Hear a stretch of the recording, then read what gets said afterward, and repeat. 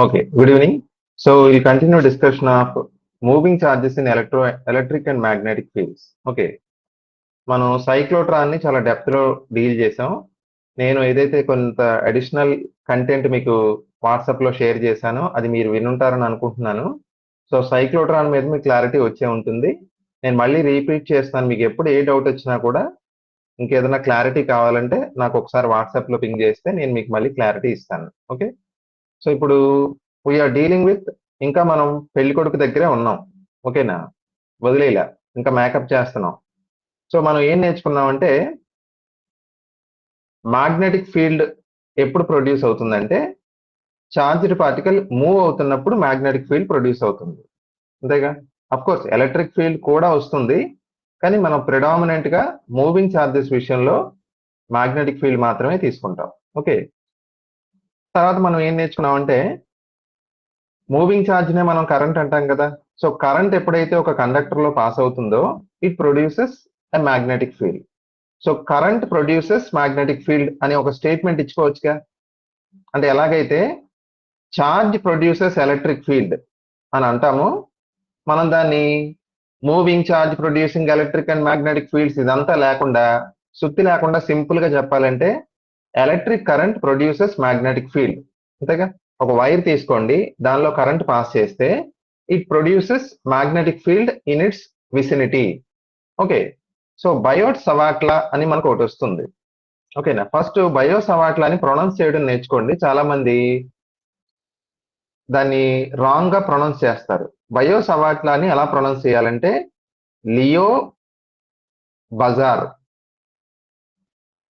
ఈ పదాన్ని మనం ఎలా ప్రొనౌన్స్ చేస్తామో అలా ప్రొనౌన్స్ చేయాలండి. సో బయోట్ అనకూడదు, బయో సవాట్లా అనాలి. బయో సవాట్లా ఏం చెప్తుందంటే సింపుల్, మనకు తెలియని కొత్త విషయం ఏం చెప్పట్లేదు, అది ఆల్రెడీ మనకు తెలిసిందే. ఇప్పుడు మనం అనుకున్నదే, ఒక వైర్ లో కరెంట్ పాస్ అయితే చుట్టూ మ్యాగ్నెటిక్ ఫీల్డ్ ప్రొడ్యూస్ అవుతుంది. సో బయో సవాట్లా మనకి ఏం చెప్తుంది, ఆ మ్యాగ్నెటిక్ ఫీల్డ్ కి ఒక ఫార్ములా ఇస్తుంది. So magnetic field dB is equal to μ0/4π I dl bar cross R bar by R cube అని రాయొచ్చు. స్కేలార్ నోటేషన్ రాస్తే dB is equal to μ0/4π IDL sin θ by R square. Okay, ఇది మనం ఏదన్నా ఒక కరెంట్ క్యారీయింగ్ కండక్టర్ తీసుకుంటే ఆ current carrying conductor వల్ల వచ్చే మ్యాగ్నెటిక్ ఫీల్డ్ ని మనం క్యాలిక్యులేట్ చేయడానికి బయో సవాట్లా ఉపయోగపడుతుంది. ఓకేనమ్మా, next coming to Ampere's law. Ampere's law కూడా అంతే ఇంచుమించు. యాంపియర్స్ లా నేను డిస్కషన్ రిజర్వ్ చేస్తున్నాను, ఎందుకంటే యాంపియర్స్ లాని మనం నెక్స్ట్ సబ్సిక్వెంట్ చాప్టర్స్ లో చాలా డెప్త్ లో నేర్చుకుంటాం. యాక్చువల్గా ఇప్పుడు మీకు కనిపిస్తున్న Ampere's law that is not exactly correct, దాన్ని మాడిఫై చేసాం మనం ఆల్రెడీ. ఓకే, సో ఈ యాంపియర్స్ లా డిస్కషన్ మాత్రం I'm putting at B. Okay, so Biot Savart law అర్థమైంది కదా. కరెంట్ వల్ల వచ్చే మ్యాగ్నెటిక్ ఫీల్డ్ ని క్యాలిక్యులేట్ చేసే ఫార్ములా ఇస్తుంది మనకు బయోట్ సవాట్లా. ఓకే,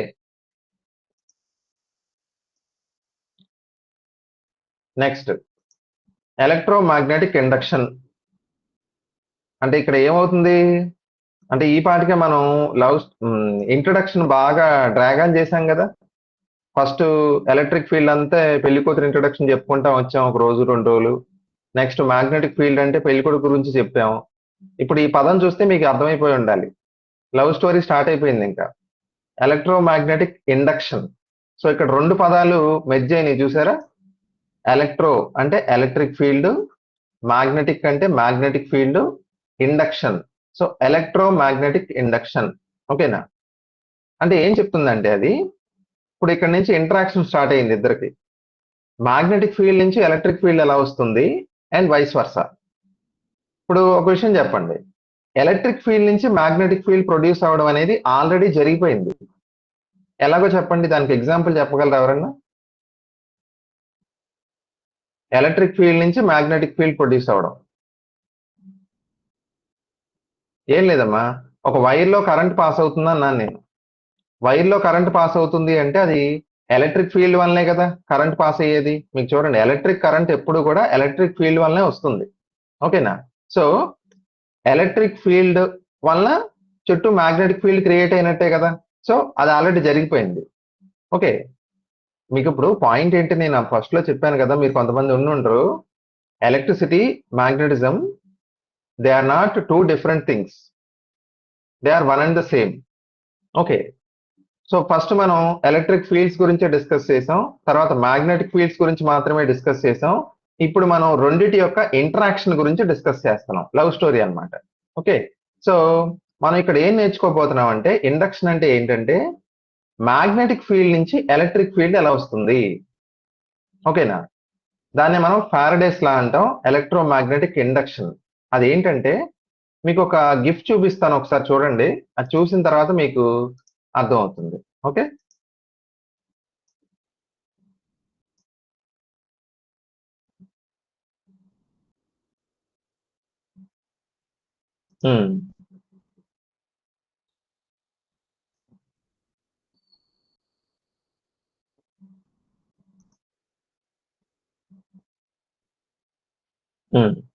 ఒకసారి గిఫ్ట్ ని ఒక 2 minutes అబ్జర్వ్ చేయండి అమ్మా. అబ్జర్వ్ చేస్తే మీకు ఏం అర్థమైందో చెప్పండి.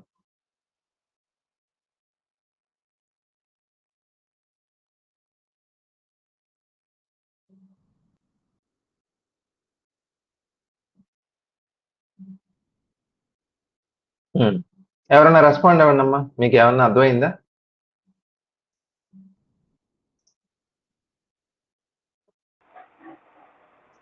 కాయిల్లో కరెంట్ పంపిస్తున్నాం కదా సార్.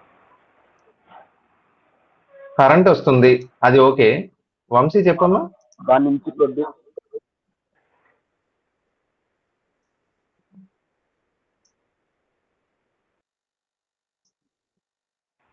కాయిల్ నుంచి వచ్చే కరెంట్ నుంచి ప్రొడ్యూస్ అయిన మ్యాగ్నెటిక్ ఫీల్డ్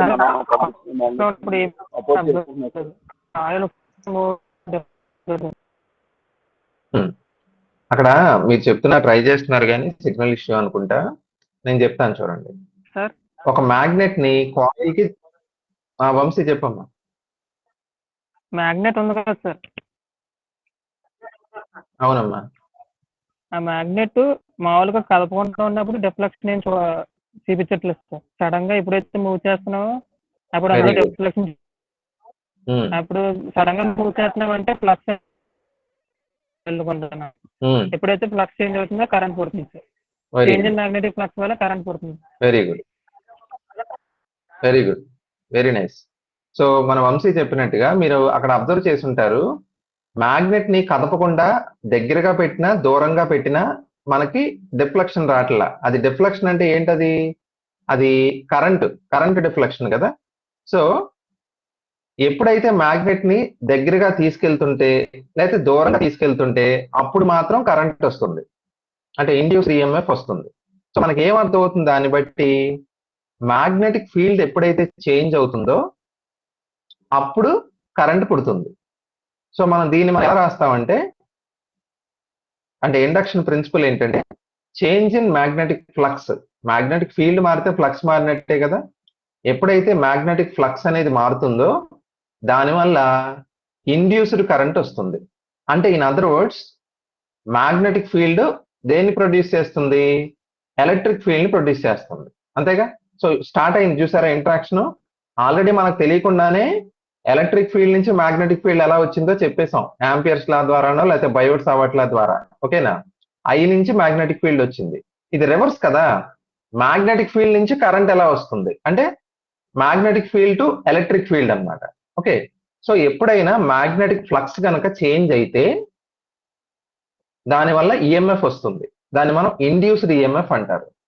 దీన్ని మనం ఇంకో పేరుతో పిలుస్తాం, యాక్చువల్గా లెన్స్ లా అంటాం దీన్ని, లెన్స్ లా. ఓకేనా, మ్యాథమెటికల్ ఫామ్ ఏంటంటే లెన్స్ లాకి induced EMF E is equal to minus d∅/dt. Phi అంటే ఫ్లక్స్, ఇక్కడ బి ఉంది కాబట్టి ఇది మ్యాగ్నెటిక్ ఫ్లక్స్, అంతేగా. సో ఇక్కడ చూడండి, ఒకవేళ మ్యాగ్నెటిక్ ఫ్లక్స్ φb అనేది కాన్స్టెంట్ అనుకోండి, అంటే ఫ్లక్స్ మారట్లా, ఎక్కువ తక్కువ నేను అనట్లా, మ్యాగ్నెటిక్ ఫ్లక్స్ కాన్స్టెంట్ గా ఉంది. అప్పుడు డెరివేటివ్ ఎంత అవుతుందో తెలుసుగా మీకు, కాన్స్టెంట్ కి 0 కదా. సో ఈఎంఎఫ్ ఎంత? 0, అంటే కరెంట్ రాదు, ఇండ్యూస్డ్ కరెంట్ రాదు. ఎప్పుడైతే ఫ్లక్స్ అనేది కాన్స్టెంట్ గా లేకుండా ఇంక్రీజ్ అవడమో లేదా డిక్రీజ్ అవడమో జరుగుతుందో అప్పుడు మనకి ఈఎంఎఫ్ జనరేట్ అవుతుంది, దానివల్ల ఈఎంఎఫ్ వల్ల కరెంట్ వస్తుంది. ఓకే, సో ఇది Faraday's law of electromagnetic induction, also known as Lenz law. Okay, so మరి ఇక్కడ మైనస్ ఉంది కదా, మైనస్ దేన్ని ఇండికేట్ చేస్తుందంటే మీకు ఎప్పుడు కూడా ఇండ్యూస్డ్ ఈఎంఎఫ్ ఏ డైరెక్షన్ లో ప్రొడ్యూస్ అవుతుందంటే ఆ వచ్చే చేంజ్ ని అపోజ్ చేసేలా ఉంటుంది. అంటే అర్థం ఏంటో చెప్తాను చూడండి. ఒకవేళ మీరు మ్యాగ్నెట్ ని దగ్గరగా మూవ్ చేస్తున్నారు, అప్పుడు మ్యాగ్నెటిక్ ఫ్లక్స్ ఏమవుతుంది, ఇంక్రీజ్ అవుతుందిగా. సో ప్రొడ్యూస్ అయ్యే ఇండ్యూస్డ్ ఈఎంఎఫ్ ఏ డైరెక్షన్ లో ప్రొడ్యూస్ అవుతుందంటే ఫ్లక్స్ ఇంక్రీజ్ అవ్వకుండా దాన్ని తగ్గించేలా ఆ డైరెక్షన్ లో ఈఎంఎఫ్ ప్రొడ్యూస్ అవుతుంది. ఓకేనా, అలాగే వైస్ వర్సా. ఓకేనా, సో చేంజ్ ని అపోజ్ చేస్తుంది. ఓకేనా, అంటే ఇన్ అదర్ వర్డ్స్ ఇది దేనికి ఎగ్జాంపుల్ అంటే, ఒకసారి అడిగారు ఇది, ఈ లెన్స్ లా అనేది it is nothing but law of conservation of energy. Energy conserve అయ్యే ప్రిన్సిపల్ ఇది. మీకు first law of thermodynamics is nothing but అని మనం అనేవాళ్ళం కదా, law of conservation of energy అని. అలాగే లెన్స్ లా కూడా it's a law of conservation of energy. Okay, ఇప్పుడు ఇండ్యూస్డ్ ఈఎంఎఫ్ కి డిఫరెంట్ కేసెస్ లో ఎక్స్ప్రెషన్స్ చూడాలి మనం. ఒక ఎక్స్ప్రెషన్ అయితే E is equal to minus BLV. Okay, నేను ఆ డీటెయిల్స్ లోకి వెళ్ళట్లా, ఫార్ములా వరకు గుర్తుపెట్టుకోండి. E is equal to minus BLV. Okay, V అంటే వెలాసిటీ. ఆ వెలాసిటీ వల్ల మనకి ఏమవుతుందంటే ఫ్లక్స్ చేంజ్ అవుద్ది, ఫ్లక్స్ చేంజ్ అయ్యి మనకి ఈఎంఎఫ్ వస్తుంది. ఓకే, అలాగే టైం వేరియింగ్ మ్యాగ్నెటిక్ ఫీల్డ్. ఒకవేళ మ్యాగ్నెటిక్ ఫీల్డ్ కనుక కాన్స్టెంట్ గా లేకుండా టైంతో పాటు మారుతుంది అనుకోండి, అలాంటి మ్యాగ్నెటిక్ ఫీల్డ్ వల్ల కూడా మనకి ఎలక్ట్రిక్ ఫీల్డ్ వస్తుంది. ఓకేనా, దానికి formula E is equal to minus 1/2 R DB by DT. So B అనేది ఎప్పుడైతే మారుతుందో దానివల్ల E ప్రొడ్యూస్ అవుతుంది. ఓకే, మీకు ఒక మాట చెప్పాలండి, ఇక్కడ నేను ఎంత కంట్రోల్ రెస్ట్రిక్ట్ చేసుకుందామని ట్రై చేస్తున్నా, ఈ మాట చెప్పకుండా ఆగలేకపోతున్నాను నేను. మీకు ఇక్కడ ఒక ఈక్వేషన్ రాసాం కదా మనం, ఏంటది, E is equal to minus d5b by dt. ఇది చాలా అమాయకంగా కనిపిస్తుంది ఈక్వేషన్. ఓకేనా, ఏదో పెద్ద గొప్ప ఈక్వేషన్ లాగా అనిపించదు చూస్తే, కానీ మోడర్న్ ఎకానమీ అంతా కూడా ఈ ఈక్వేషన్ మీదే డిపెండ్ అయింది. ఎందుకంటే హైడ్రల్ పవర్ ఉంది, ఇప్పుడు జల విద్యుత్ ఎలా ప్రొడ్యూస్ అవుతుందంటే ఒక మోటార్ ఉంటుంది, అది రొటేట్ అవుతుంది. రొటేట్ అయినప్పుడు ఫ్లక్స్ లో చేంజ్ వస్తుంది. ఫ్లక్స్ లో చేంజ్ వచ్చినప్పుడు మనకేం చెప్తుంది లెంజ్లా, ఈఎంఎఫ్ ప్రొడ్యూస్ అయ్యి కరెంట్ వస్తుందని చెప్తున్నాను. అంటే ఈ ఈక్వేషన్ లో ఒక మ్యాజిక్ ఉంది. అది ఏం చేస్తుందంటే it converts mechanical energy into electrical energy. ఓకేనా, నీకు మామూలుగా మనిషి సివిలైజేషన్ చూస్తే కనుక మీరు ఇదివరకు ఏది ఓన్లీ తన పొట్ట నింపుకోవడం కోసం ఆహారం సంపాదించుకునేవాడు, యానిమల్స్ ను ఉపయోగించి ట్రాన్స్పోర్టేషన్ చేసేవాడు ఆది మానవుడు ఆ టైంలో. తర్వాత కొన్నాళ్ళ పాటు హీట్ ఎనర్జీ నుంచి మనం ట్రాన్స్పోర్టేషన్ చేసాం. బుగ్ ఇంజిన్లు అంటే అవే కదా, హీట్ తో ట్రాన్స్పోర్టేషన్ చేసాం. కానీ మోడర్న్ మ్యాన్ ఎప్పుడు పుట్టాడో తెలుసా? అసలు మోడర్న్ మ్యాన్ పుట్టుక ఎలక్ట్రికల్ ఎనర్జీతో ముడిపడిందండి. ఓకేనా, ఎప్పుడైతే మనం ఎలక్ట్రికల్ ఎనర్జీని ప్రొడ్యూస్ చేయడం స్టార్ట్ చేశామో అక్కడ మన గ్రాఫ్ లేచింది. అఫ్కోర్స్ మన గ్రాఫ్ లేచింది, మదర్ నేచర్ గ్రాఫ్ ఏమో డౌన్ అయిపోతుంది. ఓకేనా, సో ప్రతి దానికి మనం ఎలక్ట్రికల్ ఎనర్జీ యూజ్ చేస్తున్నాం. ఓకేనా, ఫర్ ఎగ్జాంపుల్ ఇప్పుడు ఎంత బద్దకస్తులం అయిపోయామంటే మీరు గమనించండి, మనం లోపలికి వస్తాం, ఇంట్లో లైటు ఫ్యాను వేసుకోవాలి, అది కూడా మనకు బద్ధకం అయిపోతుంది ఆఖరికి. అందుకే మనకి ఏమవుతుంది, సెన్సార్స్ వచ్చేసినాయి కదా, ఇన్ఫ్రారెడ్ సెన్సార్స్. అవి ఏం చేస్తాయి, మనం రూమ్ లోకి రాగానే మనం అనుకున్నాం కదా, ఆల్రెడీ డిస్కస్ చేసాం, మన బాడీ నుంచి వచ్చే ఇన్ఫ్రారెడ్ లైట్ ని క్యాప్చర్ చేసి, అంటే ఎవడో వచ్చాడు వాడికి లైటు ఫ్యాను వేయిపోతే ఆడు ఇసుకుంటాడని చెప్పి ఆ సెన్సార్ ఏం చేస్తుంది, ఆటోమేటిక్ గా ఫ్యాను లైట్ ఆన్ చేసేస్తుంది. మనం బయటకు వెళ్ళగానే అది ఆటోమేటిక్ గా ఆఫ్ చేస్తుంది. సో చూసారా, మామూలుగా చేసే చిన్న చిన్న పనులను కూడా మనం ఎలక్ట్రికల్ ఎనర్జీ మీద డిపెండ్ అయిపోయాం. మనం ఎంత పెద్ద కష్టం వచ్చినా మనం భరించగలం, కానీ ఫోన్ లో ఛార్జింగ్ అయిపోతే అసలు విపరీతమైన వరి అయిపోతాం మనం. ఫోన్ లో ఛార్జింగ్ అంటే ఎలక్ట్రికల్ ఎనర్జీగా. సో మోడర్న్ మ్యాన్ యొక్క జీవితం ఎలక్ట్రికల్ ఎనర్జీతో ముడిపడిపోయింది. ఓకేనా, మన లైఫ్ అంత బాగా ఎంటాంగిల్ అయిపోయింది ఎలక్ట్రికల్ ఎనర్జీతో. అలాంటి ఎలక్ట్రికల్ ఎనర్జీని మనకు ప్రొడ్యూస్ చేసే వరం ఇచ్చిన దేవుడు ఈ ఈక్వేషన్. నేను పదాలను ఏమి ఓవర్ గా వాడతల్లా, ఇంకా అండర్గా చెప్తున్నాను, తక్కువే చెప్తున్నాను చెప్పాలంటే. సో అంత గొప్ప ఈక్వేషన్ అండి ఇది. ఓకేనా? Induction principle is one equation which has changed the course of human civilisation. ఓకేనా? అసలు మనిషి యొక్క నాగరికతని చిటికేసినట్టు మార్చగలిగే పవర్ ఒక సైన్స్ కే ఉంది, ఇది దేనికి లేదు. ఓకేనా? మీరు ఏ మార్పు అయినా చూడండి మనిషి సివిలైజేషన్ లో, అది సైన్స్ వల్లనే వస్తుంది. చాలా సందర్భాల్లో కన్స్ట్రక్టివ్ గా వస్తుంది, కొన్ని సందర్భాల్లో డిస్ట్రక్టివ్ గా కూడా వస్తుంది. ఓకేనా? సో అర్థమైంది కదా ఈక్వేషన్.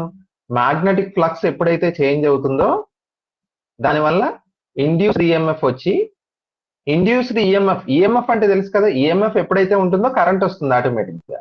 ఓకేనా?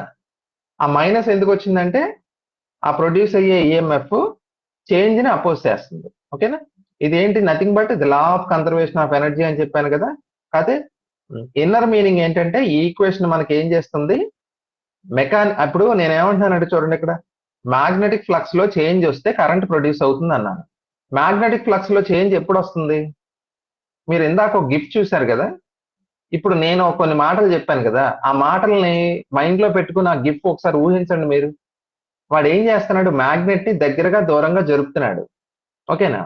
జరుపుతున్నప్పుడు కరెంట్ వస్తుంది. అంటే మీకు అక్కడ ఏమవుతుందో తెలుసా, అక్కడ మనందరం ఒకటే గుర్తిస్తాం. ఏం గుర్తిస్తాం సార్, వాడు మ్యాగ్నెట్ ని ముందుకి వెనక్కి జరపడం వల్ల ఫ్లక్స్ లో చేంజ్ వస్తుంది, సో లెంజ్ లా ప్రకారం కరెంట్ వచ్చింది అని చెప్తాం.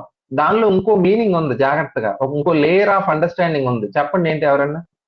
యాక్చువల్ గా జరుగుతున్నది conversion of magnetic energy into electrical energy కాదు అక్కడ.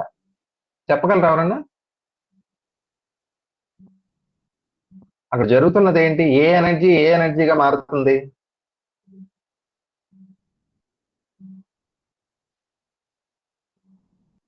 ఇప్పుడు మ్యాగ్నెట్ ని దగ్గరగా దూరంగా వాడు జరుపుతున్నాడు కదండి యానిమేషన్.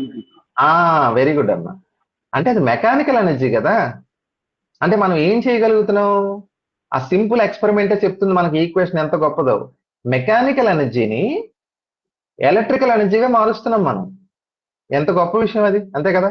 సో మనందరం బాగా ఇష్టపడే ఎలక్ట్రికల్ ఎనర్జీని ప్రొడ్యూస్ చేయడానికి కావాల్సిన బేసిక్ మెకానిజం మనకు ప్రొవైడ్ చేసింది ఈ ఈక్వేషన్ అన్నమాట. ఓకేనా? So E is equal to minus d∅/dt. ఈ ఈక్వేషన్ లేకపోతే మన జీవితాలు మనం ఊహించుకోవాలంటేనే చాలా కష్టంగా ఉంది.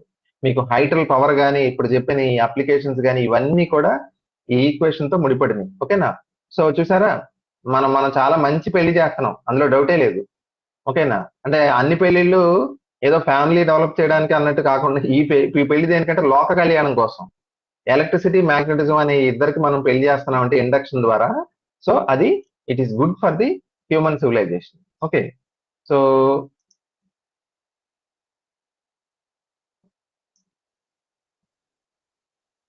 పాయింట్ అర్థమైంది కదమ్మా. ఇప్పుడు బీటా ట్రాన్, మీకు ట్రాన్ అనే పదం వచ్చిందంటే ఏం గుర్తుపెట్టుకోమని చెప్పాను, గుర్తుంది కదా.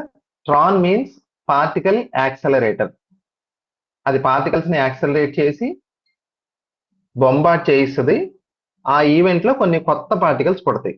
బీటా ట్రాన్ అంటే, మీకు బీటా పార్టికల్ అంటే ఏంటో చెప్పగలరా?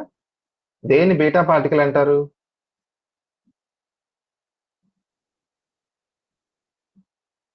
బీటా పార్టికల్ అంటే ఏం లేదమ్మా, ఎలక్ట్రాన్ కానీ పొజిట్రాన్ కానీ. ఓకేనా? బీటా మీన్స్ ఎలక్ట్రాన్ ఆర్ దాని యాంటై పార్టికల్ పొజిట్రాన్. ఈ రెండింటిని కలిపి బీటా అంటారు. మనకు బీటా డికే అని నెక్స్ట్ న్యూక్లియర్ ఫిజిక్స్ లో వస్తుంది. బీటా డికేలో న్యూక్లియస్ నుంచి ఎలక్ట్రాన్ కానీ పొజిట్రాన్ కానీ ఎమిట్ అవుతుంది. ఓకేనా? సో బీటా ట్రాన్ అంటే ప్రత్యేకంగా ఇది ఎలక్ట్రాన్స్ కోసం లేదా పొజిట్రాన్స్ ని యాక్సలరేట్ చేయడానికి ఉపయోగించబడిన ఇన్స్ట్రుమెంట్. ఓకేనా? సో అందుకే నేనేం రాసాను చూసారు ఇక్కడ, బీటా ట్రాన్ యాక్సలరేట్స్ ఎలక్ట్రాన్స్. ఇందులో మనం వాడే ప్రిన్సిపల్ ఏంటంటే, పొద్దున నేను మీకు ఎక్కడ అర్థం కాలేదు అన్న డిస్సాటిస్ఫాక్షన్ తో నేను మళ్ళీ ఒక ఎక్స్ప్లెనేషన్ వాయిస్ క్లిప్ పెట్టాను, మీరు వినుంటారు. ఆ 2 Ds ఉంటాయి కదా, మన పొలారిటీ మారుతూ ఉంటది. ఎలా మారుతుందంటే, ఎలక్ట్రాన్స్ అనేవి యాక్సిలరేట్ అయ్యేలాగా కరెక్ట్ టైంకి మారుతుంది, అంటే రెజొనెన్స్ వచ్చేలాగా. కానీ బీటాట్రాన్ లో అది కాదు ప్రిన్సిపల్. బీటాట్రాన్ లో మనం ఏం వాడతాం, టైం వేరియింగ్ మ్యాగ్నెటిక్ ఫీల్డ్ వాడతాం. నేను ఎగ్జాంపుల్ చెప్తాను చూడండి. ఇప్పుడు సైక్లోట్రాన్ లో మనం ఎలక్ట్రిక్ ఫీల్డ్ వాడామా, మ్యాగ్నెటిక్ ఫీల్డ్ వాడామా చెప్పండి. Cyclotron electric field. వెంకటేష్ చెప్పమ్మా. Electric field.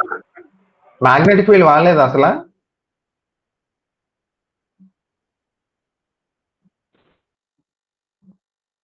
నేను మీకు మంచి ఎగ్జాంపుల్ ఒకటి ఇచ్చాను కదా, పోలీస్ స్టేషన్ లో కోటింగ్ ఇచ్చేటప్పుడు నీ మీద ఖచ్చితంగా ఉండాలి మ్యాగ్నెటిక్ ఫీల్డ్. కొట్టేవాడు ఒకడు ఉండాలి, కొట్టినప్పుడు పారిపోకుండా కొట్టుకోవడానికి ఒకటి ఉండాలి. రెండు ఉండాలి అంతే కదా. ఏ ఎలక్ట్రిక్ ఫీల్డ్ వాడాం? కాన్స్టెంటా లేదా ఆల్టర్నేటింగ్ ఎలక్ట్రిక్ ఫీల్డ్ వాడామా? రెండు వాడాం సార్. రెండు వాడాం, ఓకే. ఎలక్ట్రిక్ ఫీల్డ్ ఏమో ఆల్టర్నేటింగ్ ఎలక్ట్రిక్ ఫీల్డ్ వాడాం, ఏసీ, ఓకేనా. మ్యాగ్నెటిక్ ఫీల్డ్ కూడా వాడాం, రెండు వాడాం కదా. ఎలక్ట్రిక్ ఫీల్డ్ ఏమో పార్టికల్ యొక్క స్పీడ్ పెంచడానికి, మ్యాగ్నెటిక్ ఫీల్డ్ ఏమో పార్టికల్ ఎక్కడికి పారిపోకుండా సర్కిల్లో తిరుగుతూ తిరుగుతూ పెద్ద సర్కిల్లో తిరుగుతూ అలాగ స్పీడ్ పెంచుకోవడం కోసం, అంతే కదా. సో కానీ బీటాట్రాన్ లో మనం ఓన్లీ మ్యాగ్నెటిక్ ఫీల్డే వాడతాం. దానికి ఎనాలజీ ఏం చెప్పనో తెలిసిన, ఇప్పుడు ఇదివరకు మనం ఫోన్ అంటే ఫోన్ లాగా వాడేవాళ్ళం, ఫ్రెండ్స్ తో మాట్లాడటానికో లేదా ఎవరితో. ఫొటోస్ తీయాలంటే విడిగా కెమెరా ఉపయోగించేవాళ్ళం. కెమెరానేమో ఎలక్ట్రిక్ ఫీల్డ్ అనుకోండి, ఫోన్ ఏమో మ్యాగ్నెటిక్ ఫీల్డ్ అనుకోండి. ఇప్పుడు ఒకటే వాడుతున్నాంగా, ఫోనే మనకు అన్ని, అదే కంప్యూటర్, అదే కాన్వర్సేషన్ చేయడానికి, అదే కెమెరా కూడా. సో అలాగే బీటాట్రాన్ లో మనం రెండు ఉపయోగించాం, ఎలక్ట్రిక్ ఫీల్డ్ మ్యాగ్నెటిక్ ఫీల్డ్ వాడడం. ఎందుకంటే ఓన్లీ మనం టైం వేరియింగ్ మ్యాగ్నెటిక్ ఫీల్డ్ వాడతారు బీటాట్రాన్ లో. ఎందుకు వాడతారంటే, అంటే ఎలక్ట్రిక్ ఫీల్డ్ అక్కర్లేదా సార్ అంటే అక్కర్లేదు కాదు, ఉంది. ఇప్పుడు ఫోన్ ఉంటే కెమెరా లేనట్ట? ఫోన్ లో కెమెరా ఉంటుందిగా, ఫోన్ ఉంటే కెమెరా ఉన్నట్టే కదా. అంటే టైం వేరియింగ్ మ్యాగ్నెటిక్ ఫీల్డ్ ఉంది అంటే ఎలక్ట్రిక్ ఫీల్డ్ కూడా ఉన్నట్టే. ఎందుకని పైన చెప్పాను నేను, టైం వేరియింగ్ మ్యాగ్నెటిక్ ఫీల్డ్ వలన ఏం ప్రొడ్యూస్ అవుద్దన్నాను? ఎలక్ట్రిక్ ఫీల్డ్ ప్రొడ్యూస్ అవుద్దన్నాను కదా. సో మనం గనక టైం వేరియింగ్ ఎలక్ట్రిక్ ఫీల్డ్ కూడా కాబట్టి పార్టికల్స్ ఏమైపోతాయి? యాక్సెలరేట్ అయిపోతాయి, ఓకేనా. అది కండిషన్, ఓకే. బీటాట్రాన్ కండిషన్ ఏంటని అడుగుతారమ్మా. మ్యాగ్నెటిక్ ఫ్లక్స్ వాల్యూ ఇంత ఉండాలి, 2πr²b. దీన్నే మనం బీటాట్రాన్ కండిషన్ అంటాం, ఓకే.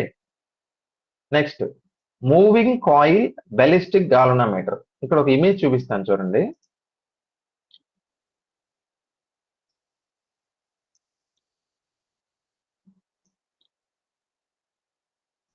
ఇదిగోండి, మూవింగ్ కాయిల్ బెలిస్టిక్ గాల్వనోమీటర్ ఇలా ఉంటుందమ్మా.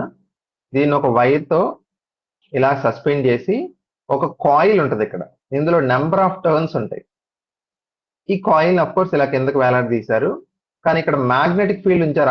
అబ్జర్వ్ చేశారో లేదో మీరు, నార్త్ పోల్ సౌత్ పోల్. అంటే ఈ కాయిల్ మనం ఎందులో పెట్టాం? ఒక మ్యాగ్నెటిక్ ఫీల్డ్ లో పెట్టాం.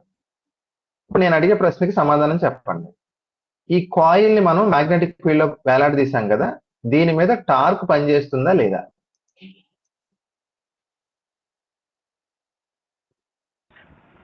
కాయిల్ తిరుగుతుంది సార్, పనిచేస్తుంది. టార్క్ పని చేయదని నేను అంటాను. ఎందుకు పని చేయదంటే, టార్క్ మ్యాగ్నెటిక్ ఫీల్డ్ కాన్స్టెంట్ ఉన్నప్పుడు మనం పొద్దున్నే ఒక ఫార్ములా చూసామమ్మా, ఏంటంటే అది torque tau is equal to, అంటే ఒక కాయిల్ మీద పనిచేసే టార్క్ మ్యాగ్నెటిక్ ఫీల్డ్ వలన, ఓకేనా. Bachelor of arts in sine theta అని చూసాం, గుర్తుంది కదా మీకు. ఇందులో టార్క్ అనేది ఎప్పుడు పనిచేస్తుంది? కరెంట్ ఉంటేనే కదా. మనం మామూలుగా ఒక వైర్ తీసుకొని, కాపర్ వైరో ఏ వైరో తీసుకొని, దాన్ని ఇలాగా ఈ షేప్ లో, కాయిల్ షేప్ లో బెండ్ చేసి మ్యాగ్నెట్స్ పెట్టామనుకోండి, అది రొటేట్ అవ్వదమ్మా. ఎప్పుడు రొటేట్ అవుద్ది? ఎప్పుడు రొటేట్ అవుద్ది అంటే కాయిల్లో కరెంట్ పాస్ అయినప్పుడే అది రొటేట్ అవుద్ది, అంతే కదా. టార్క్ ఎప్పుడు పనిచేస్తుంది?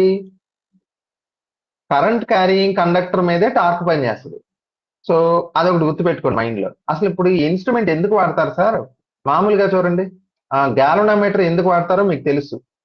గ్యాల్వనోమీటర్ పర్పస్ ఏంటి? ఏం మెజర్ చేస్తుంది గ్యాల్వనోమీటర్? కరెంట్ కదమ్మా. Very good, small current, nice. మామూలుగా యామీటర్ ఏమో కొంచెం మిల్లీ ఆంపియర్స్ అలాంటి కరెంట్ని మెజర్ చేస్తుంది. మైక్రో ఆంపియర్స్ లో ఉన్న కరెంట్ని మెజర్ చేయాలంటే యామీటర్స్ కష్టం. మనకి ఏం కావాలి? గ్యాల్వనోమీటర్ కావాలి, సెన్సిటివిటీ ఎక్కువ దానికి, ఓకే. సో గ్యాల్వనోమీటర్ ఏమో కరెంట్ని మెజర్ చేస్తుంది, కానీ ఇప్పుడు మనం నేర్చుకునేది అది కాదు. మనం నేర్చుకునేది ఏంటి? మూవింగ్ కాయిల్ అంటే కాయిల్ మూవ్ అయ్యే ballistic galvanometer. Ballistic galvanometer measure చేసేది కరెంట్ని కాదు, ఛార్జ్ని. అది గుర్తుపెట్టుకోండి, ఛార్జ్. ఓకేనా, ఇట్ మెజర్స్ ఛార్జ్. నేను ఎగ్జాంపుల్ ఏం చెప్తానంటే, మరి ఛార్జ్ని ఎలా మెజర్ చేస్తుంది సార్, అందులో ప్రిన్సిపల్ ఏంటంటే ఏం లేదమ్మా, సింపుల్ ప్రిన్సిపల్, చాలా మంచి కాన్సెప్ట్ ఇది. ఇప్పుడు ఈ వైర్ ఉంది కదా, ఈ వైర్ గుండా మామూలుగా అయితే కరెంట్ ఏం పాస్ అవట్లా. నేను దీన్ని ఒక కెపాసిటర్కి కనెక్ట్ చేశాను. ఆ కెపాసిటర్ డిశ్చార్జ్ అవుతుంది. డిశ్చార్జ్ అయినప్పుడు కెపాసిటర్ నుంచి మనకి ఛార్జ్ వస్తుంది కదా, ఆ ఛార్జ్ ఈ వైర్లోంచి పాస్ అయింది, అంటే కరెంట్ పాస్ అయినట్టే కదా లెక్క. ఇప్పుడు నేనేం చేయొచ్చు, ఛార్జ్ ఎప్పుడైతే ఈ వైర్ గుండా పాస్ అవుతుందో, ఆ ఛార్జ్ పాస్ అయినంత సేపు దీని మీద ఏం పనిచేస్తుంది, టార్క్ పనిచేస్తుంది, అంతేగా. ఛార్జ్ ఎప్పుడైతే కాయిల్లో మూవ్ అవుతుందో అది కరెంట్తో సమానమే కదా. సో కరెంట్ ఉన్నప్పుడు ఈ నార్త్ సౌత్ పోల్ వలన, మ్యాగ్నెటిక్ ఫీల్డ్ వలన కాయిల్ మీద టార్క్ పనిచేసి కాయిల్ ఏమవుతుంది, రొటేట్ అవుతుంది. కాయిల్ ఎంత యాంగిల్ రొటేట్ అయిందనే దాన్ని బట్టి ఎంత ఛార్జ్ పాస్ అయిందో నువ్వు కట్టేయచ్చు. ఎలాగా, సింపుల్. ఎక్కువ ఛార్జ్ పాస్ అయింది అనుకోండి, అప్పుడు దాని మీద పనిచేసే టార్క్ కూడా ఎక్కువ ఉంటుందిగా. టార్క్ ఎక్కువ ఉన్నప్పుడు ఈ యాంగులర్ డిఫ్లెక్షన్ కూడా ఎక్కువ ఉంటుంది. ఓకేనా, అంటే మనం ఇక్కడ ఏం చేస్తున్నాం, ప్రిన్సిపల్ ఏంటన్నమాట, మనం సస్పెండ్ చేసిన ఆ కాయిల్ ఎంత యాంగిల్ రొటేట్ అయిందో దాన్ని బట్టి మనం ఎంత ఛార్జ్ పాస్ అయిందో కనుక్కోవచ్చు. అది ఇందులో ప్రిన్సిపల్. ఓకేనా, సో ఈక్వేషన్ చూడండి ఇక్కడ, ఇదిగోండి. మొమెంట్ మెజర్స్ ఛార్జ్ కదా చెప్పాను కదా. సో ఇక్కడ ఈక్వేషన్ చూడండి, క్యూ అంటే మనం మెజర్ చేసేది క్యూనే కదా. ఫార్ములా ఏంటి దానికి, T/2π, అఫ్ కోర్స్ ఇది కాన్స్టెంట్, C/బ్యాన్ ఇది కూడా కాన్స్టెంటే, తీటా నాట్ అంటే ఇక్కడ ప్రిన్సిపల్ ఏంటో చూడండి, Q is proportional to theta naught. Theta naught అంటే కాయిల్ ఎంత యాంగిల్ రొటేట్ అయింది. సో ఎక్కువ యాంగిల్ రొటేట్ అయితే ఎక్కువ ఛార్జ్ పాస్ అయినట్టు, తక్కువ యాంగిల్ రొటేట్ అయితే తక్కువ ఛార్జ్ పాస్ అయినట్టు. ఆ విధంగా మనం బెలిస్టిక్ గాల్వనోమీటర్ తో we can measure the amount of charge that is passing through the coil. So ఇది స్పెసిఫిక్ గా ఛార్జ్ ని మెజర్ చేసే ఇన్స్ట్రుమెంట్, కరెంట్ ని మెజర్ చేసేది కాదు. కాకపోతే ఇక్కడ ప్రశ్నలు దేని మీద అడుగుతారంటే, ఇది ఒక ప్రిన్సిపల్ మీద అడగచ్చు. రెండోది, ఆ కాయిల్ కి ఎలాంటి ప్రాపర్టీస్ ఉండాలి. ఓకేనా, ఆ కాయిల్ యొక్క మొమెంట్ ఆఫ్ ఇనర్షియా చాలా ఎక్కువ ఉండాలి.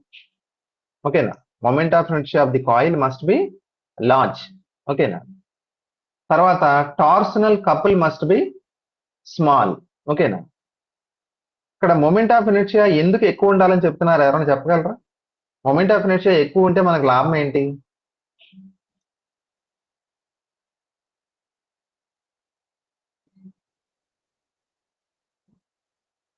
మీకు ఒక విషయం చెప్పాను కదా, రొటేషనల్ కైనమాటిక్స్ చెప్పినప్పుడు, ఒక వస్తువు రొటేట్ అవుతున్నప్పుడు దాని మొమెంట్ ఆఫ్ ఇనర్షియానే ఇంపార్టెంట్. ఓకేనా, మొమెంట్ ఆఫ్ ఇనర్షియా ఎక్కువ ఉందనుకోండి, ఆబ్జెక్ట్ ఈజీగా రొటేట్ అవుద్దా లేకపోతే రొటేట్ అవ్వడం కష్టమా?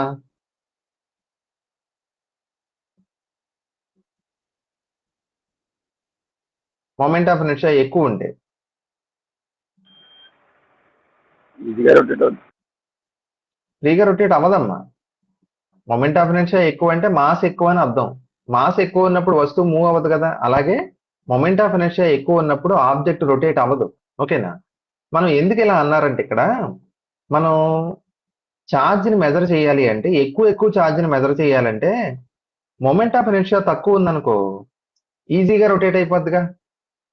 ఓకేనా, అలా రొటేట్ అవ్వకూడదు. ఓకేనా, సో మొమెంట్ ఆఫ్ ఇనర్షియా కనుక ఎక్కువ ఉంటే మనకది ఏమవుతుంది, అప్పుడు స్లోగా రొటేట్ అవుతుంది. ఓకేనా, అలాగే అందుకే అది ఎక్కువ ఉండాలి మొమెంట్ ఆఫ్ ఇనర్షియా.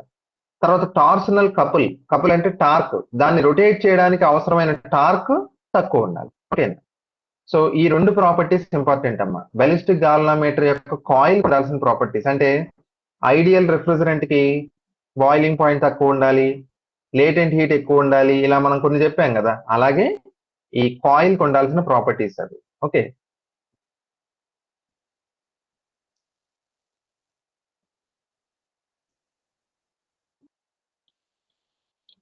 అలాగే సెల్ఫ్ ఇండక్షన్, మ్యూచువల్ ఇండక్షన్ కూడా సింపుల్ కాన్సెప్ట్ చెప్పేస్తాను చూడండి.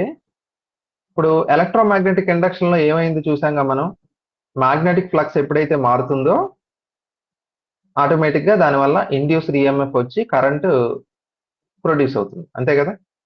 సెల్ఫ్ ఇండక్షన్ ఆ పేరులోనే ఉంది. సెల్ఫ్ అంటే ఆ మార్పు ఎవరిని ఎఫెక్ట్ చేస్తుంది, మనల్నే, ఓకేనా. అంటే ఇప్పుడు నేను ఎగ్జాంపుల్ ఏం చెప్తానంటే ఒక కాయిల్ తీసుకోండి, ఒక వైర్. ఆ వైర్లో ఏసీ కరెంట్ పాస్ చేశారు మీరు, ఓకేనా. ఒక వైర్ ఇది, ఇందులో ఏసీ కరెంట్ పాస్ అవుతుంది.